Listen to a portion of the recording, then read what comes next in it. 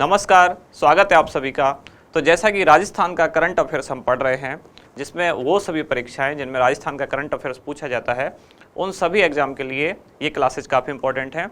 और सामने आपके दो परीक्षा हैं बड़ी बड़ी, एक राजस्थान टीचर्स ग्रेड सेकंड और ग्रेड थर्ड जो एग्ज़ाम है, इसलिए उनको आधार बनाते हुए ये क्लासेज ज़्यादा इंपॉर्टेंट हो जाती हैं। लेकिन उनके अलावा भी बाकी जो सारे एग्जाम हैं जिनमें भी राजस्थान का करंट अफेयर्स पूछा जाता है, सबके लिए ये क्लासें उपयोगी रहने वाली हैं। अब शुरू करते हैं आज की क्लास क्वेश्चन के साथ। क्या है पहला क्वेश्चन? राजस्थान का पहला यूरेनियम प्रोजेक्ट कहाँ स्थापित किया जा रहा है? चार ऑप्शन दिए गए हैं आपको, खंडेला, नीम का थाना, नरसिंहपुरा और उदयपुर वाटी। खंडेला, नीम का थाना, नरसिंहपुरा और उदयपुर वाटी। आंसर है इसका खंडेला। तो ये खंडेला कहाँ है? ये खंडेला है सीकर जिले में। सीकर जिले में तहसील है खंडेला और गांव कौन सा? गांव है रॉयल गांव। ये गांव का नाम है। खंडेला तहसील है। खंडेला क्या है? ये तहसील है। और सीकर वो जिला है जहां क्या राजस्थान का पहला यूरेनियम प्रोजेक्ट स्थापित किया जा रहा है। ये राजस्थान का पहला है, लेकिन ये देश का कौन सा है? तो ये देश का तीसरा यूरेनियम प्रोजेक्ट है, भारत का तीसरा है। अब मन में एक सवाल आता है, अगर ये तीसरा है तो भारत का पहला भी होगा, और जो फर्स्ट रही हैं चीज़ें वो ज़्यादा पूछी जाती हैं। तो भारत का पहला भी है, और वो कहाँ है? वो है झारखंड में एक जगह है, जादूगोंडा एक स्थान है। जिला कौन सा है? तो सिंहभूम जिला है। और राज्य कौन सा है? तो राज्य है झारखंड। ये कब से काम कर रहा है? जो भारत का पहला यूरेनियम एक माइन कह सकते हैं या यूरेनियम प्रोजेक्ट जो है, ये 1967।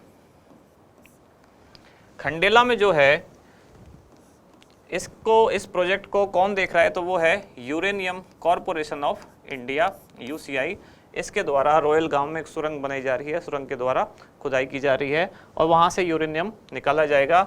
और ये यूरेनियम जो अभी तक है वो भारत में सर्वश्रेष्ठ किस्म का यूरेनियम रहने वाला है। कौन सा? जो जहाँ से निकलेगा रॉयल गांव, तहसील खंडेला, जिला सीकर।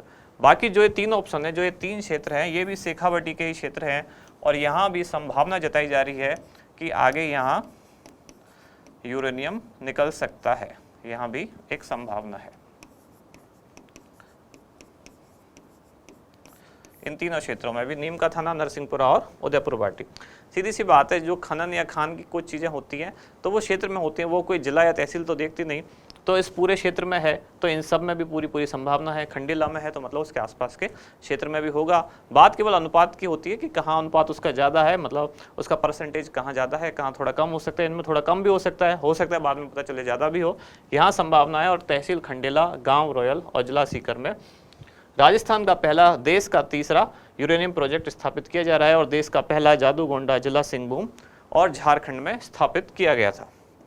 अब चलते हैं आगे अगले क्वेश्चन की तरफ। हाल ही में राज्य की पहली गोल्ड माइन से खनन हेतु अधिसूचना जारी कर दी गई है। यह माइन कहाँ स्थित है? बांसवाड़ा, भीलवाड़ा, उदयपुर या नागौर? क्या है इसका आंसर? बांसवाड़ा, भीलवाड़ा, उदयपुर या नागौर? आप में से बहुत लोग बांसवाड़ा सोच रहे होंगे, लेकिन इसका आंसर है भीलवाड़ा। अब इन दोनों में क्या कन्फ्यूजन है? जैसा कि हम ज़्यादातर यही सुनते हैं कि जो सोने की खान है राजस्थान में वो कहाँ है?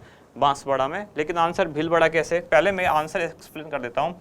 तो भीलवाड़ा की एक तहसील है, कौन सी? कोटड़ी, कोटड़ी तहसील। और इसमें अभी कौन सा क्षेत्र? देवतलाई, देवतलाई गांव या देवतलाई क्षेत्र, जहां से अधिसूचना जारी करके सोने की खान का खनन जो है अब शुरू किया जाएगा। दोनों में फ़र्क क्या है कि बांसवाड़ा क्षेत्र में जो सोने की खान है उसके भंडार पाए गए हैं, लेकिन अभी तक खान विभाग द्वारा अधिसूचना जारी करके खनन के लिए पट्टे या वितरण का काम आमंत्रित नहीं किया गया है। लेकिन यहाँ जो भंडार थे, इनके लिए 2008 में एक सर्वे हुआ था, वर्ष 2008 में। कहाँ? भीलवाड़ा में। और उस सर्वे में पाया गया कि यहाँ क्या क्या है? यहाँ सोना और तांबा, इन दोनों के भंडार पाए गए। और अब मतलब कि किसी खान विभाग द्वारा या भूविज्ञान विभाग द्वारा अब ऑफिशियल नोटिफिकेशन जारी करके खनन पट्टों के लिए या निविदा आमंत्रित करने की अब तैयारी शुरू कर दी गई है। कहाँ से? भीलवाड़ा में। भीलवाड़ा में केवल सोना और तांबा नहीं, इससे बहुत सारे खनिज जो हैं वो निकाले जाते हैं। सबसे ज़्यादा भीलवाड़ा जो प्रसिद्ध है वो कौन से खनिज के लिए है? वो है अभ्रक उत्पादन के लिए प्रसिद्ध है। भीलवाड़ा के खनिजों का लगभग 42 देशों को निर्यात किया जाता है। 42 देशों को भीलवाड़ा के खनिजों का निर्यात किया जाता है। समझ में आई बात कि बांसवाड़ा में अगर आप कंफ्यूज होते हैं, बांसवाड़ा में भी आनंदपुर भुकिया करके जो है जगह, वहाँ भी सोने के कुछ खान है, लेकिन वहाँ से कोई उत्पादन शुरू नहीं हुआ है, वहाँ से कोई नोटिफिकेशन जारी नहीं किया है खान विभाग ने। भीलवाड़ा से नोटिफिकेशन जारी हो गया, कुछ टाइम बाद वहाँ से सोने का जो खनन कार्य शुरू हो जाएगा। अब आगे चलते हैं अगले क्वेश्चन की तरफ। अगला प्रश्न है, पीएम मित्र योजना के अंतर्गत राजस्थान में कहाँ पर मेगा टेक्सटाइल पार्क की स्थापना की जा रही है? तो पहले तो हमें पीएम मित्र योजना पता होनी चाहिए, और राजस्थान में वो कौन सी जगह है जहाँ पर मेगा टेक्सटाइल पार्क बनाया जा रहा है। अब हमें ये भी समझना पड़ेगा मेगा टेक्सटाइल पार्क क्या होता है। पहले इसका आंसर देख लेते हैं। इसका आंसर है जोधपुर। जोधपुर का एक गांव है जिसका नाम है कांकाड़ी। तो इसमें एक पार्क बनाया जा रहा है जिसका नाम है मेगा टेक्सटाइल पार्क। पीएम मित्र योजना, ये जो मित्र है इसकी फुल फॉर्म समझते हैं, MITRA। M का मतलब क्या है, I का मतलब क्या है, T का मतलब क्या है, R का मतलब क्या है और A का मतलब है। M मतलब मेगा, I मतलब इंटीग्रेटेड मतलब एकीकृत, T मतलब टेक्सटाइल मतलब कपड़ा उद्योग से संबंधित है, R मतलब रीजन क्षेत्र, और A मतलब अप्रैल।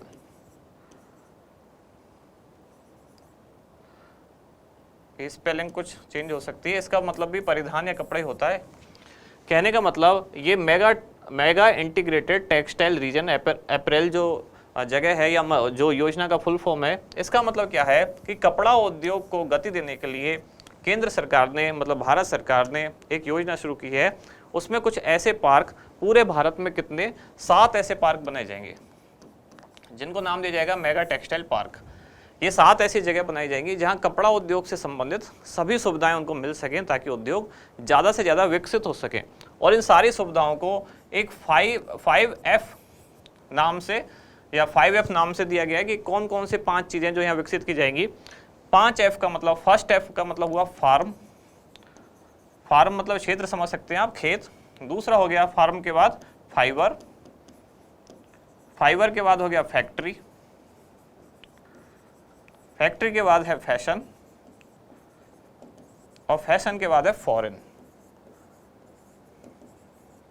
ये 5F अवधारणा के साथ इन पार्क का जो मेगा टेक्सटाइल पार्क हैं 7 हैं जो भारत में, उनका विकास किया जा रहा है। फार्म मतलब खेत से, फाइबर मतलब जो कपास वगैरह जो भी उत्पादित हो रहा है फार्म से फाइबर वहाँ आएगा, और फिर फाइबर जाएगा फैक्ट्री में। फैक्ट्री से फैशन के अकॉर्डिंग उसका जो भी है प्रोसेस किया जाएगा जिस तरह का कपड़ा बनाना है, और वहाँ से जाएगा फॉरेन मतलब विदेश निर्यात तक, खेत से लेके विदेश के निर्यात तक। तो ऐसी सारी सुविधाएं देश में, ऐसी 7 जगह 7 पार्क बनाए जाएंगे जिनका नाम दिया जाएगा मेगा टेक्सटाइल पार्क। और ये पार्क इनमें से एक, जो 7 में से जो पूरे देश में बनाए जा रहे हैं उनमें से एक बनाया जाएगा जोधपुर के कांकाड़ी में। क्लियर हुई बात? अब चलते हैं आगे अगले क्वेश्चन की तरफ। ये है, प्रदेश का पहला नियोनेटोलॉजी इंस्टीट्यूट कहाँ बनाया जा रहा है? ऑप्शन क्या है आपके? अजमेर, जयपुर, कोटा और जोधपुर। प्रदेश का पहला नियोनेटोलॉजी। ये नियोनेटोलॉजी क्या होती है? पहले तो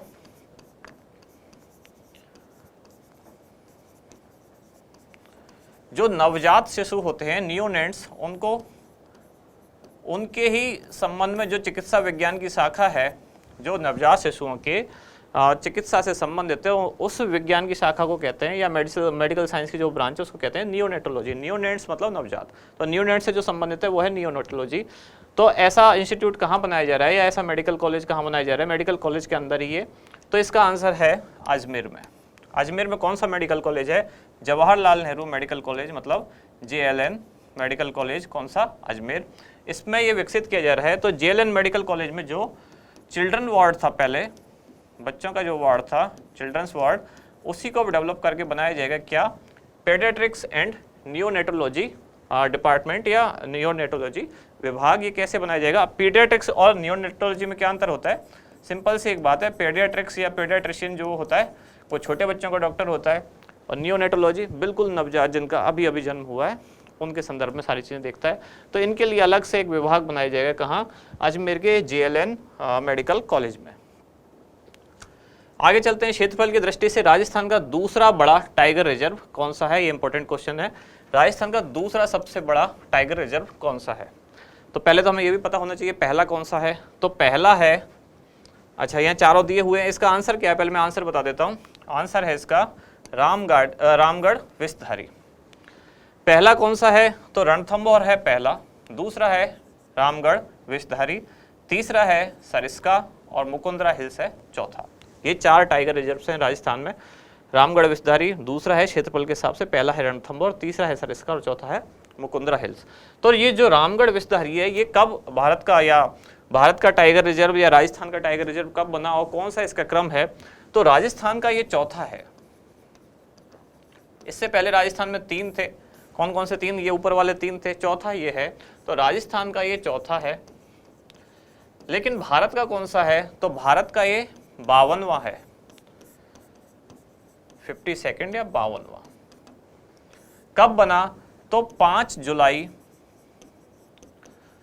2021 को जो NTCA है, नेशनल टाइगर कंजर्वेशन अथॉरिटी, उसने सर्वे करके इस क्षेत्र को अपनी तरफ से अप्रूव कर दिया कि यहाँ टाइगर रिजर्व बनाया जा सकता है। और 16 मई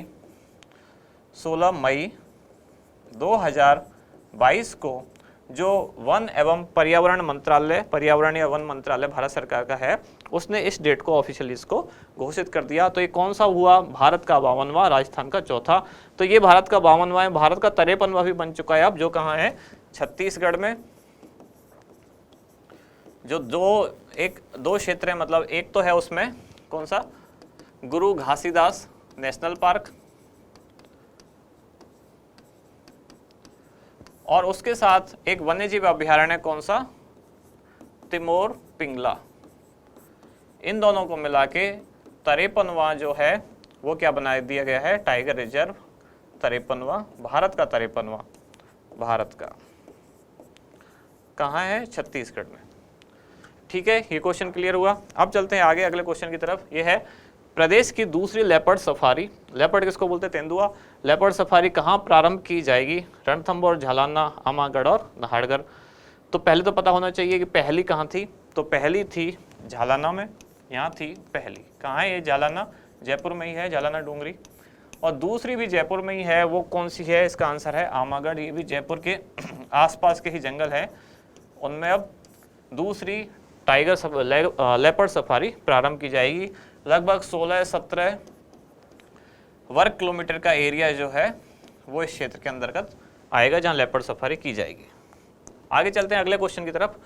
पूर्व प्रधानमंत्री श्री मनमोहन सिंह द्वारा राजस्थान के कौन से गांव को सांसद आदर्श ग्राम योजना के तहत गोद लिया गया?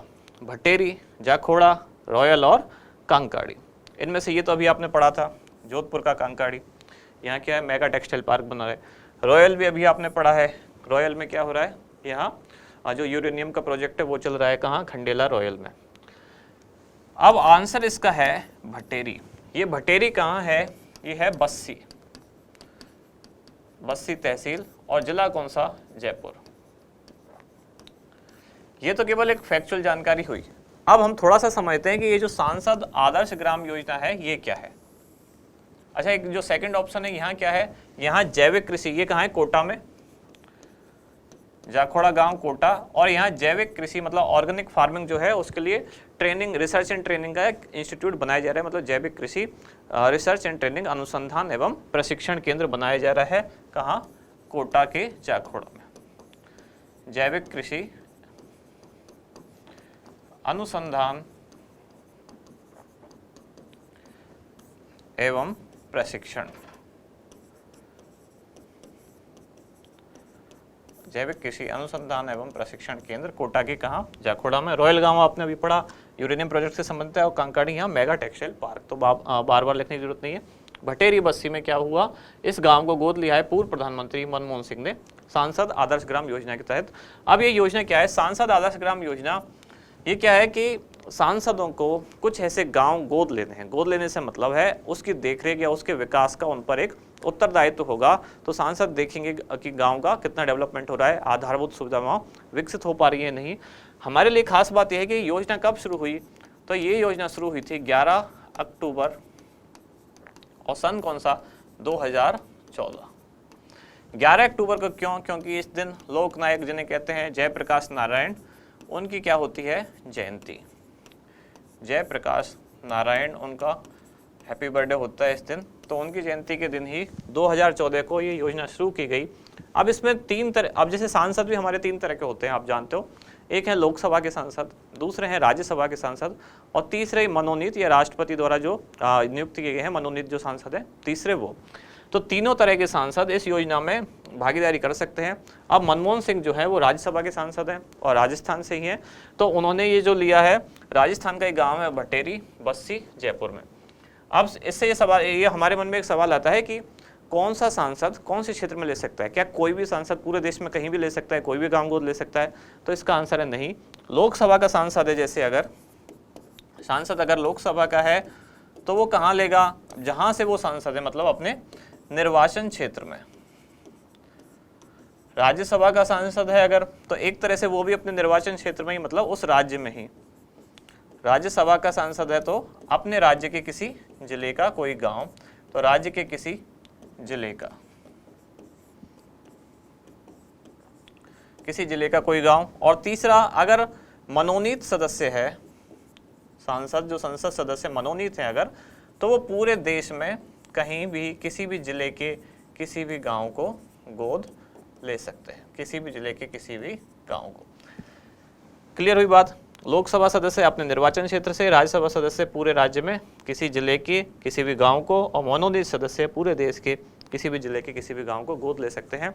जब ये योजना शुरू की गई थी, मतलब कब, 2014 में, तब पहले टारगेट दिया गया था कि क्या 2019 तक 3 गांव गोद लेने, और फिर बाद में 2024 तक 5 और, तो टोटल कितने हो गए, 3 + 5 कुल 8 गांव गोद लेने। जब से शुरू हुई 2014 से 2024 के बीच में, शुरू में योजना शुरू करने के लिए थोड़ा सा गैप दिया गया था। इसमें भी जब 2016 तक हमें, मतलब सांसदों को 2016 तक कोई 1 गांव लेना था, और फिर 2019 तक कोई 2, और इस तरह से 2019 तक कुल 3 और 2024 तक कुल 5। ग्रामीण विकास विभाग या ग्रामीण विकास मंत्रालय जो है भारत सरकार का, वो इस योजना को चलाता है। कौन सा, यहाँ मैं लिख देता हूँ, ग्रामीण विकास मंत्रालय। योजना के तहत क्या किया जाता है, गांव को आदर्श ग्राम बनाया जाता है, मतलब वहाँ की जो आधारभूत सुविधाएं हैं उन सभी का विकास किया जाता है, जैसे सड़क, बिजली, पानी, पेयजल, शिक्षा, स्वास्थ्य, इस तरह की सारी जो बेसिक फैसिलिटी है उनका ध्यान रखा जाता है। आगे चलते हैं। कोरोना वैक्सीन की दोनों डोज 100% लगवाने वाला पहला जिला कौन सा बना राजस्थान का? ऐसा कौन सा जिला है जिसने दोनों डोज लगवा ली और सभी को लगवा ली 100%? तो इसका आंसर है, सिंपल सा क्वेश्चन है ये, प्रतापगढ़ इसका आंसर है। और इसमें जो सबसे पीछे रहने वाले जो जिले हैं, सबसे पीछे पिछड़े रहे जो इस चीज़ में, वो 2 हैं। कौन कौन से? पहला है भरतपुर और दूसरा है जालौर। ये दोनों सबसे पीछे रहे, ये नीचे से फर्स्ट रहे और ये ऊपर से फर्स्ट है। कौन? प्रतापगढ़। अब चलते हैं आगे। अगला क्वेश्चन क्या है? राज्य का पहला अल्ट्रा थर्मल पावर प्लांट कहाँ लगाया जा रहा है? ये भी सिंपल फैक्चुअल क्वेश्चन है। तो ये प्लांट कहाँ लगाया जा रहा है? रावतभाटा, बांसवाड़ा, कोटा या चित्तौड़गढ़? तो ये है अल्ट्रा थर्मल पावर प्लांट, ये लगाया जा रहा है कहाँ? बांसवाड़ा। बांसवाड़ा की भी कौन सी जगह है? ये एक दानपुर करके एक जगह है, एक गाँव है, वहाँ ये लगाया जा रहा है अल्ट्रा थर्मल पावर प्लांट। आगे चलते हैं अगले क्वेश्चन की तरफ। ये है एमएसएमई टेक्नोलॉजी पार्क की स्थापना निम्नलिखित में से कौन से स्थान पर की जाएगी? ये आज की जो हमारी क्लास में, इसमें ज़्यादातर वैसे क्वेश्चन है, कौन सी चीज़ कब कहाँ हुई, कौन सा पार्क कहाँ बना, ये भी इंपॉर्टेंट है। मैंने जब पहली क्लास में बात की थी आपसे कि जैसे एक पार्ट हो गया स्पोर्ट्स वाला, दूसरा पार्ट हो गया पुरस्कार वाला, तीसरा पार्ट हो गया योजनाएं वाला, चौथा एक पार्ट हो गया जिसमें कब कहाँ क्या हुआ, इस तरह की घटनाओं वाला, कौन सा पार्क बना, कौन सा टाइगर रिजर्व बना। तो ये उसी तरह के आज ज़्यादा क्वेश्चन है और ये सीधे सीधे सिंपल ऐसे फैक्चुअल पूछे जाते हैं। तो एमएसएमई टेक्नोलॉजी पार्क की स्थापना निम्नलिखित में से कौन से स्थान पर की जाएगी? दौसा, बीकानेर, अलवर और उदयपुर। तो इसका आंसर क्या है? दौसा। तो भारत सरकार का ये प्रोग्राम है, भारत सरकार और भारत सरकार के साथ ही राज्य सरकार का समझौता हुआ और उस समझौता के तहत जो micro small and medium enterprises मतलब सूक्ष्म लघु एवं मध्यम उद्योग हैं उनके विकास के लिए एक MSME टेक्नोलॉजी पार्क की स्थापना की जाएगी। कहाँ? दौसा में। अब चलते हैं आगे। अगला क्वेश्चन क्या है? ERCP परियोजना के तहत कुल कितने जिले लाभान्वित हो रहे हैं? ये ERCP बहुत इंपॉर्टेंट चीज़ है।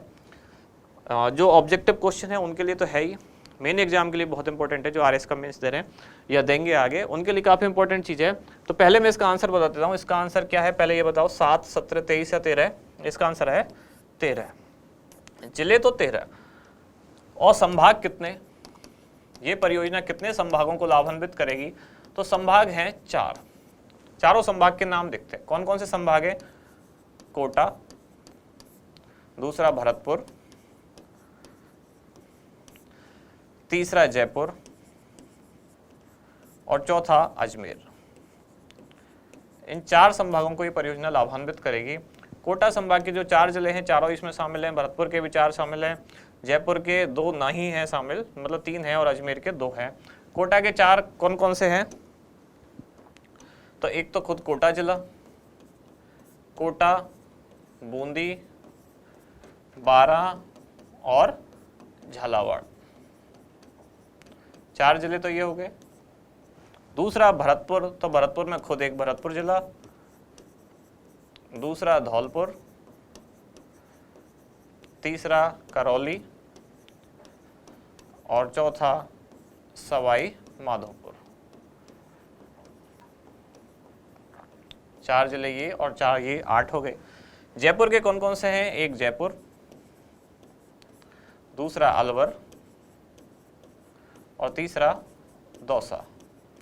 तो जयपुर के कौन से जिले नहीं है शामिल, ऐसे भी पूछ सकता है। तो जयपुर में 5 जिले हैं जयपुर संभाग में, जिसमें जयपुर, अलवर, दौसा तो शामिल हैं। जो रह गए 2 वो कौन है? सीकर और झुंझुनू, वो इस योजना में शामिल नहीं है। अजमेर के कौन से जिले हैं जो इसमें शामिल हैं?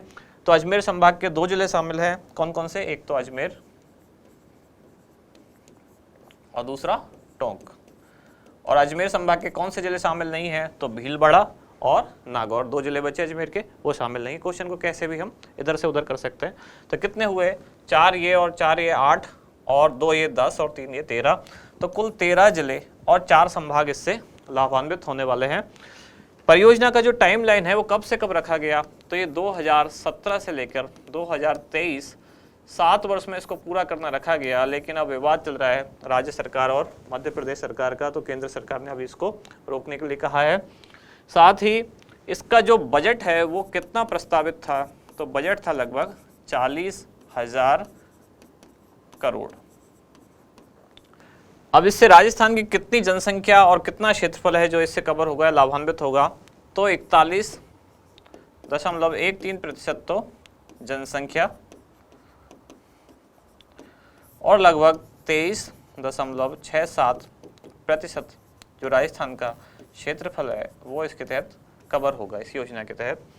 और इसकी टाइमलाइन क्या है, या कब तक, कौन से सन तक या कितने वर्षों तक ये जो है पेयजल की और औद्योगिक जल की आपूर्ति करेगी? तो 2051 तक जितनी जनसंख्या होगी या जितनी तब जरूरत होगी जल की इन जिलों को, इन क्षेत्रों को, तो 2051 की जनसंख्या और तब के औद्योगिक जल के लिए जितनी जरूरत होगी उस सभी के लिए ये पेयजल की और औद्योगिक जल की आपूर्ति करेगी। शॉर्ट में ये समझ लेते हैं कि ये योजना क्या है। तो कुछ जो दक्षिण और दक्षिण पूर्वी राजस्थान के जिले हैं जहाँ पानी का अधिशेष है, अधिशेष का मतलब सरप्लस, मतलब जितनी ज़रूरत है उससे ज़्यादा पानी है, तो यहाँ की जो नदियाँ हैं जैसे चंबल और उसकी कुछ सहायक नदी हैं जिनके मैंने नाम लिखे नहीं हैं, तो जैसे कौन कौन सी नदियाँ? चंबल और उसकी सहायक, जैसे कौन कौन सी हो गई? कुन्नू, जैसे बनास, काली सिंध और पार्वती।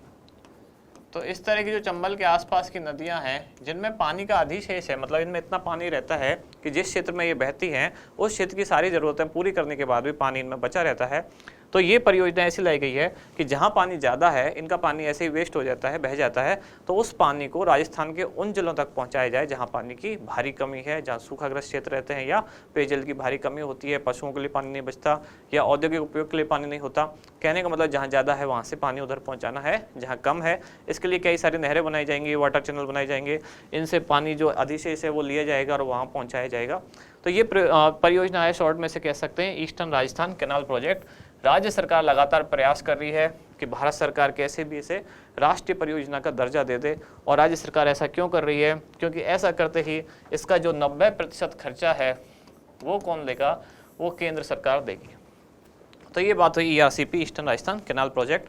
अब जैसा कि हमने कल से एक चीज़ शुरू की थी कि जो हमारा रिवीजन है, मतलब एक क्लास पुरानी जो हमने कल पढ़ा है, मतलब एक क्लास पहले जो पढ़ा है उसको आज रिवाइज कर लेते हैं। तो क्या क्या पढ़ा था हमने पुरानी क्लास में? पहला क्वेश्चन था कि राजस्थान सरकार ने वेदांता समूह के साथ 25,000 आंगनवाड़ी केंद्रों को रिक्त स्थान के रूप में विकसित करने के लिए समझौता ज्ञापन पर हस्ताक्षर किए। तो राजस्थान सरकार और वेदांता समूह के साथ मतलब आंगनवाड़ी केंद्रों को विकसित करने के लिए समझौता हुआ, उसको कहा गया नंदघर। ये जो फर्स्ट ग्रेड के एग्जाम में पूछा हुआ क्वेश्चन भी था, इसलिए मैंने पहला रखा। नंदघर इनको कहा गया, जिसमें 3 से 6 वर्ष के जो बच्चे हैं उनको मूलभूत सुविधाएं मतलब प्री स्कूल शिक्षा, जिसको प्ले ग्रुप की तरह हम समझ सकते हैं, वो सारी चीज़ें इनको दी जाएंगी। दूसरा ऑप्शन इसमें क्या क्या है कि यशोदा घर या ममता घर या जननी घर, इस तरह की कोई योजना सरकार में है नहीं। वेदांता समूह से संबंधित हमने कुछ चीज़ें और याद की कि वेदांता समूह के जो चीफ हैं अनिल अग्रवाल, उन्हीं को राजस्थान रत्न अवार्ड भी दिया गया। राजस्थान रत्न अवार्ड जो 7 अक्टूबर 2022 को इन्वेस्ट राजस्थान समिट हुआ उसमें दिया गया, 6 लोगों को दिया गया। एक अनिल अग्रवाल, दूसरे लक्ष्मी मित्तल, तीसरे दलवीर भंडारी, चौथे RM लोढ़ा, 5वें KC मालू और 6ठे सीन काफ निजाम। मैंने कहा था कि इसमें 2 उद्योगपति हैं अनिल अग्रवाल और लक्ष्मी मित्तल, 2 जज हैं दलवीर भंडारी और RM लोढ़ा, और 2 कलाकार हैं KC मालू और सीन काफ निजाम। कला वर्ग से संबंधित है, KC मालू कैसेट कंपनी के मालिक हैं और सीन काफ निजाम शायर हैं। आगे चलते हैं अगले क्वेश्चन की तरफ। जयपुर में जिला स्तरीय इन्वेस्टमेंट समिट का आयोजन कब किया गया? तो 5 जनवरी 2022 को किया गया। 7-8 अक्टूबर को इन्वेस्ट राजस्थान समिट का आयोजन किया गया। कहाँ? जयपुर के सीतापुरा में, जिसकी थीम थी क्या? Committed deliver. 19 और 20 अगस्त को क्या इसमें राजस्थान डिजी फेस्ट का आयोजन किया गया, जिसकी थीम क्या थी? Technology for all. इसी डिजी फेस्ट में 20 अगस्त को RCET Rajiv Gandhi centre for advance technology का उद्घाटन किया गया।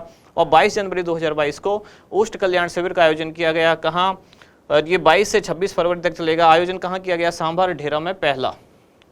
आगे चलते हैं। पहले इसमें एक और चीज़ रह गई कि जो पहला जिला स्तरीय इन्वेस्टमेंट समिट था वो कहाँ हुआ था? भीलवाड़ा में। आगे नेक्स्ट क्वेश्चन, महात्मा गांधी नरेगा या मनरेगा जिसे कहते हैं उसके तहत राजस्थान में शहरी या कथोड़ी जनजाति व विशेष योगदान श्रमिकों को कितने दिन की रोजगार की गारंटी दी जाती है? तो इसका आंसर था 200 दिन। 100 दिन रोजगार की गारंटी इस अधिनियम के तहत पहले दी गई। राज्य सरकार ने बजट 2022-23 में से बढ़ा के 125 दिन कर दिया। सूखाग्रस्त क्षेत्रों में 150 दिन दिया जाता है। ऐसी एक योजना जो शहरों में चलाई जा रही है जिसका नाम है इंदिरा गांधी शहरी रोजगार गारंटी योजना। ये बहुत इंपॉर्टेंट है, नई योजना है। कब से शुरू हुई? 9 सितंबर 2022 से। डेट याद रखनी है, पूछी जा सकती है। आगे चलते हैं अगले क्वेश्चन की तरफ कि राजकीय विद्यालयों में अध्ययनरत कक्षा 1 से 8 तक के विद्यार्थियों को सप्ताह में कितने दिन दूध दिया जाता है? तो 2 दिन दिया जाता है, मंगलवार और शुक्रवार। पाउडर मिल्क दिया जाता है। कक्षा 1 से 5 तक के बच्चों को 150 ml और 6 से 8 तक के बच्चों को 200 ml दूध दिया जाता है। इस योजना का नाम है मुख्यमंत्री बाल गोपाल योजना। मिड डे मील के तहत ये संचालित होती है। राजस्थान सार्वजनिक परीक्षा में विधेयक 2022 के अनुसार अनुचित साधनों के प्रयोग का दोषी पाए जाने पर परीक्षार्थी को न्यूनतम कितना अर्थदंड दिया जाएगा? आंसर है 1 लाख। इसमें 2 तरह के दोषी हो सकते हैं, या तो परीक्षार्थी या कोई संस्था जो पेपर आउट करा रही है या पेपर बेच रही है। परीक्षार्थी है तो उसको अधिकतम 3 साल की सजा, न्यूनतम 1 लाख का जुर्माना और 2 वर्ष तक वो परीक्षा से बाहर कर दिया जाएगा। कोई संस्था ऐसी है तो उसको 5 से 10 वर्ष तक जेल, 10 लाख से 10 करोड़ तक का जुर्माना और उसकी संपत्ति जब्त की जा सकती है। अगला है स्वास्थ्य सूचकांक 2021 के अनुसार बड़े राज्यों की श्रेणी में राजस्थान को कौन सा स्थान प्राप्त हुआ? तो स्वास्थ्य सूचकांक कौन जारी करता है? नीति आयोग। राजस्थान को स्थान प्राप्त हुआ 16वां बड़े राज्यों में। पहला स्थान बड़े राज्यों में किसको प्राप्त हुआ? केरल को। दूसरा तमिलनाडु को। बड़े राज्यों में अंतिम स्थान पर कौन रहा था? उत्तर प्रदेश। कल यहाँ लिखा नहीं था। बड़े राज्यों में अंतिम मतलब 19वें पे कौन था? उत्तर प्रदेश, यूपी। छोटे राज्यों में पहले पे कौन था? मिजोरम। दूसरे पे मतलब लास्ट में कौन था? नागालैंड। और केंद्र शासित प्रदेशों में पहले पे कौन था? चंडीगढ़। राजस्थान का स्कोर क्या था? 41.3। मैंने कहा था कि एक बार इसको चेक कर लेना, ये सही है, 41.33 ही है। तो ये वो राज्य हुए, और ये जारी कौन करता है? नीति आयोग। कल मैंने ये भी कहा था नीति आयोग की फुल फॉर्म बताएं और नीति आयोग के अध्यक्ष बताएं, तो काफ़ी लोगों ने सही आंसर दिया था। नीति आयोग के जो अध्यक्ष होते हैं वो भारत के प्रधानमंत्री इसके पदेन अध्यक्ष होते हैं, और नीति की फुल फॉर्म क्या होती है? NITI, मतलब national institution for transforming India. कब शुरू हुआ था? 1 जनवरी 2015 को। योजना आयोग पहले चलता था, उसके बाद शुरू किया गया नीति आयोग। और उपाध्यक्ष कौन है इसकी अभी वर्तमान? सुमन बेरी। अब चलते हैं आगे। अगला क्वेश्चन क्या है? Centre for monitoring Indian economy CMI के अनुसार बेरोजगारों की संख्या के आधार पर राजस्थान को वर्ष 2021 में कौन सा स्थान प्राप्त किया गया? तो बेरोजगारों में राजस्थान पहला है, 65 लाख यहाँ बेरोजगार हैं। प्रतिशत के आधार पर दूसरा है, प्रतिशत के आधार पर पहला कौन है? हरियाणा। आगे चलते हैं। अगला क्वेश्चन, स्वच्छ भारत मिशन के तहत चुने गए आइकॉनिक प्लेसेस में कौन सा स्थान शामिल नहीं है?